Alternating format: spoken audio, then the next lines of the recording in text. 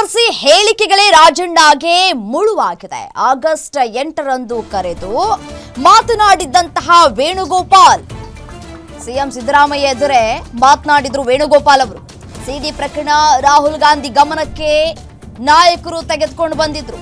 ಸಿಡಿ ಪ್ರಕರಣದ CID report ತರಿಸಿ ನಾಯಕರು ನೋಡಿದ್ರು. ಓಹೋ, ಈಸ್ ಬ್ಲಾಕ್ ಮೇಲರ್ ಅಂತ ರಾಹುಲ್ ಗಾಂಧಿ ಹೇಳಿದ್ರಂತೆ. ಮತಗಳ್ಳತನದ ವಿಚಾರದಲ್ಲಿ ತಮ್ಮ ವಿರುದ್ಧ ಮಾತನಾಡಿದ್ದಕ್ಕೆ ಸಹಜವಾಗಿಯೇ ರಾಹುಲ್ ಗಾಂಧಿ ಗರಂ ಆಗಿದ್ದಾರೆ. ಮೊದಲು ರಾಜಣ್ಣರನ್ನ ಕಿಕ್ಔಟ್ ಮಾಡಿ ಅಂತ ಹೇಳಿ ರಾಹುಲ್ ಗಾಂಧಿ ಸಿಟ್ಟಾಗಿದ್ದಾರೆ.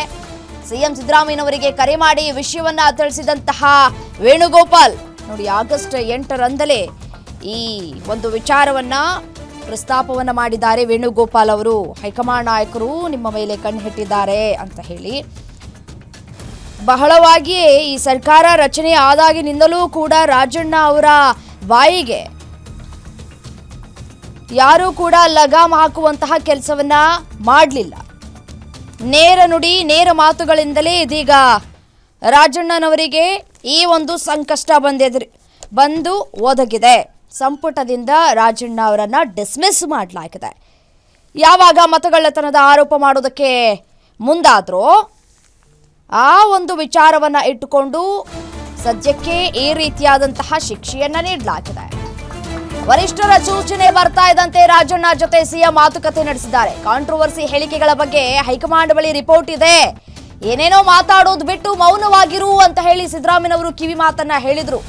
ಸಿಎಂ ಜೊತೆ ಮಾತನಾಡಿದ ಬೆನ್ನಲ್ಲೇ ರಾಜೀನಾಮೆ ಕೊಟ್ಟಿದ್ದಾರೆ ರಾಜಣ್ಣ. ಸಿಎಂ ಕಚೇರಿಗೆ ರಾಜೀನಾಮೆಯ ಪತ್ರವನ್ನ ರವಾನಿಸಿದ್ರು ರಾಜಣ್ಣ.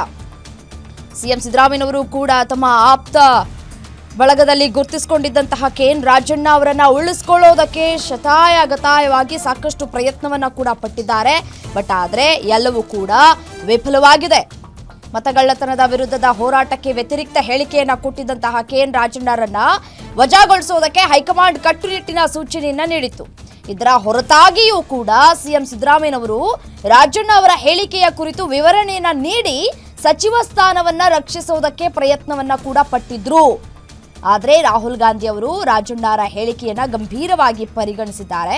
ಸೊ ಹಾಗಾಗಿ ಕನಿಷ್ಠ ಅಧಿವೇಶನ ಮುಗಿಯುವವರೆಗೂ ಕೂಡ ಸಂಪುಟದಲ್ಲಿ ಉಳಿಸಿಕೊಳ್ಳೋದಕ್ಕೆ ಪ್ರಯತ್ನವನ್ನ ಕೂಡ ಪಟ್ಟಿದ್ರು ಸಿಎಂ ಸಿದ್ದರಾಮಯ್ಯನವರು ಅನ್ನುವಂತಹ ಮಾಹಿತಿ ಗ್ಯಾರಂಟಿ ನ್ಯೂಸ್ಗೆ ಲಭ್ಯವಾಗಿದೆ. ಬಟ್ ಆದರೆ ಯಾವ ಮಾತಿಗೂ ಕೂಡ ಇವರು ಯಾವ ವೇಣುಗೋಪಾಲ್ ಅವರ ಜೊತೆ ಚೌಕಾಸಿ ಮಾಡಿದ್ರು ಕೂಡ ಅಧಿವೇಶನದ ಬಳಿಕ ರಾಜೀನಾಮೆ ಪಡಿಬಹುದು ಅಂತ ಹೇಳಿ ಮನವೊಲಿಸೋದಕ್ಕೆ ಪ್ರಯತ್ನ